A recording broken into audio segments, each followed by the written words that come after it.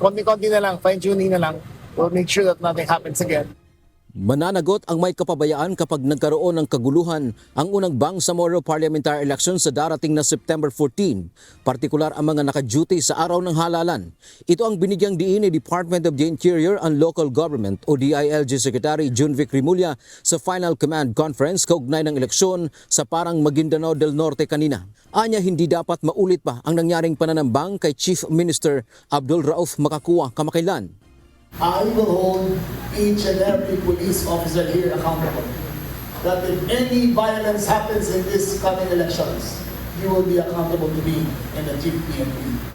Dumalo sa pagpupulong ang buong miyembro ng Commission on Elections o COMELEC-ANBANC. Gayon din si Philippine National Police o PNP Chief General Melencio Nartates Jr. at Armed Forces of the Philippines o AFP Chief of Staff Antonio Nafarrete. Ayon kay PNP Chief Nartates, hindi bababa sa 10,000 pulis ang itatalaga sa lugar. Bukod pa ito sa mga tauhan ng AFP at Philippine Coast Guard.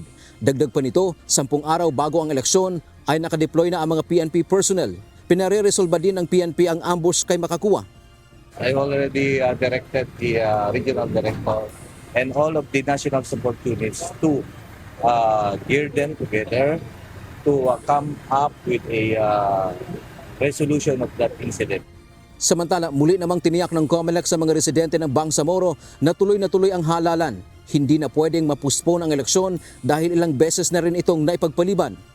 Tuloy ang halalan sa Bangsamoro hanggang ang COMELEC kasama ang iba't ibang ahensya ng pamahalaan.